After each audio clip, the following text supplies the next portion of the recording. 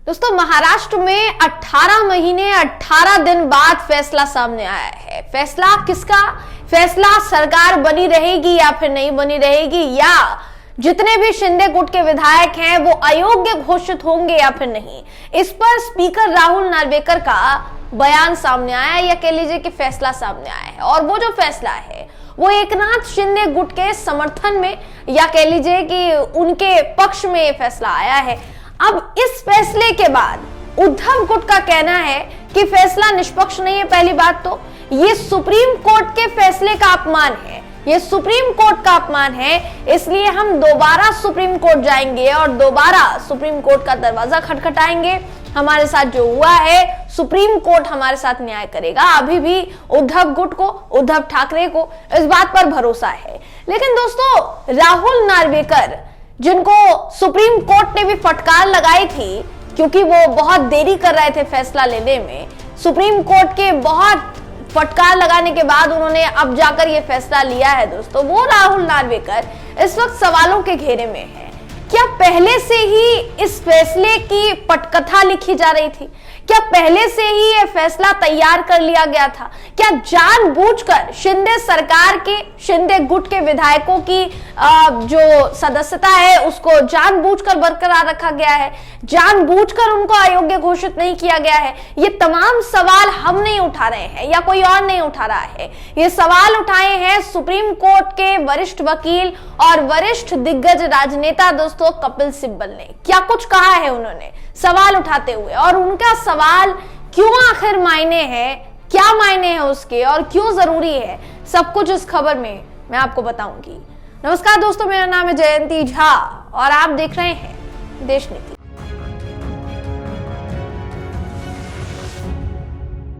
देश नीति, केवल सच्ची और पक्की खबरें। दोस्तों, कपिल सिब्बल वरिष्ठ नेता तो हैं ही, साथ में वरिष्ठ सुप्रीम कोर्ट के वकील भी हैं। इन्होंने शिंदे गुट के विधायकों पर स्पीकर राहुल नार्वेकर के फैसले के बाद एक बड़ा बयान दिया है। महाराष्ट्र विधानसभा के स्पीकर ने जो फैसला दिया है दोस्तों, उस फैसले का इंतजार बहुत बेसब्री से किया जा रहा था कि क्या फैसला आएगा, क्या फैसला आएगा, क्योंकि लगातार सुप्रीम कोर्ट की तरफ से भी दखल दिया गया मामले में और कहा गया कि हम चलिए फैसला नहीं ले सकते, लेकिन विधानसभा के स्पीकर राहुल नार्वेकर को तो जल्द से जल्द फैसला लेना चाहिए। तो अभी तक उन्होंने क्या किया, ये फटकार लगाई थी सुप्रीम कोर्ट ने, अगर आपको याद हो दोस्तों। तो बहुत दबाव बनाने के बाद अब जाकर सुप्रीम कोर्ट की बात मानकर राहुल नार्वेकर ने ये इतना बड़ा फैसला सुनाया है। मगर सवाल ये उठता है कि ये जो फैसला है दोस्तों, ये कितना सही है और कितना गलत है। कपिल सिब्बल ने ये कहा है इस पर बयान देते हुए कि इस नाटक की कहानी बहुत पहले लिखी गई थी। ये बहुत बड़ा दावा है जो कपिल सिब्बल की तरफ से किया गया है दोस्तों।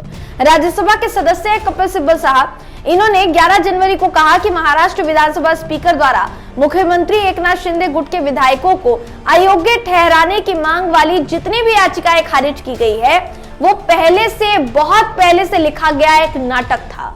ये दावा है कपिल सिब्बल का। वो आगे बाकायदा सोशल मीडिया पर एक पोस्ट करते हैं, ट्विटर पर, जिसे अब एक्स कहा जाता है, उस पर पोस्ट करते हुए वो लिखते हैं कि सिब्बल ने स्पीकर के फैसले को बिना किसी सहारे के खेला जा रहा एक तमाशा बताया है।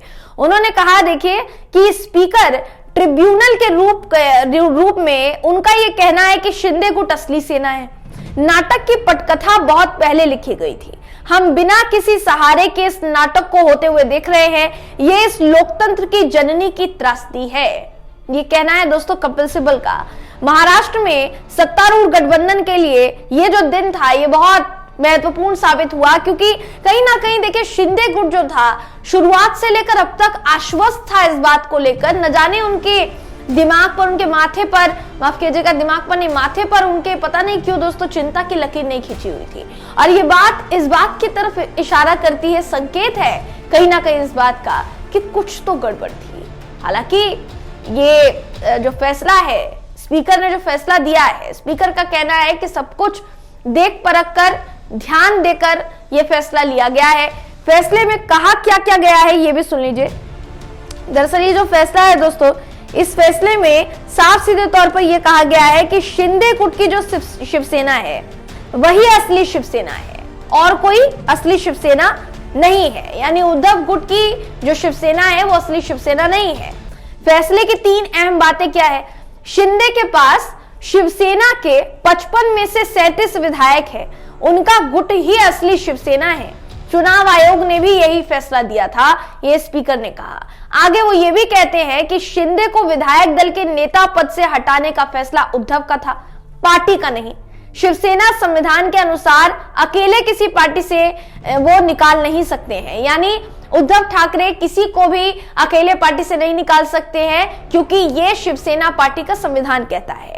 शिंदे गुट की तरफ से उद्धव गुट के 14 विधायकों को अयोग्य ठहराने की मांग जो है वो भी स्पीकर साहब ने खारिज कर दी। शिंदे गुट ने केवल आरोप लगाए, उनके समर्थन में सबूत नहीं दिए। यानी साफ सीधे तौर पर आप कह सकते हैं कि ये जो खबर है दोस्तों, ये जो खबर रातों रात आई, इसने सबके होश उड़ा दिए। एक तरफ सुप्रीम कोर्ट की तरफ से ये कहा गया था, अगर आपको याद हो तो सुप्रीम कोर्ट की तरफ से ये कहा गया था कि उद्धव ठाकरे की सरकार बच सकती थी अगर वो मुख्यमंत्री पद से खुद इस्तीफा नहीं देते तो, तब हम कोई फैसला सुना सकते थे इस मामले में, तब कुछ हो सकता था। लेकिन क्योंकि उन्होंने खुद इस्तीफा दिया मुख्यमंत्री के पद से, इसलिए हम इसमें कुछ नहीं कर सकते हैं। ऐसे में बड़ा सवाल दोस्तों यहाँ पर यह है कि जहां सुप्रीम कोर्ट की तरफ से एक तरफ ये कह दिया गया कि भाई जो भी फैसला दिया गया है, चाहे जो भी फैसला दिया गया है, अभी तक उस पूरे मामले में उद्धव गुट की सरकार बहाल हो सकती थी, लेकिन नहीं हो पाई। ऐसी स्थिति में स्पीकर साहब का यह फैसला कितना जायज ठहराया जा सकता है दोस्तों, ये बड़ा सवाल है। देखिए ये जो खबर है, ये खबर कहती है कि शिंदे के नेतृत्व वाली सेना और उद्धव ठाकरे के नेतृत्व वाले प्रतिद्वंदी गुट एक दूसरे के विधायकों के खिलाफ जो दायर जो याचिकाएं थी दोस्तों, उस पर अपने आदेश में नार्वेकर ने कहा कि जो यूपीटी है, यानी उद्धव गुट की जो शिवसेना है, उसके सुनील प्रभु 21 जून 2022 से सचेतक नहीं थे, भरत गोगावले भी नहीं थे, शिंदे समूह का सचेतक ही अधिकृत था, इसलिए सुनील प्रभु को विहिप जारी करने का अधिकार नहीं था।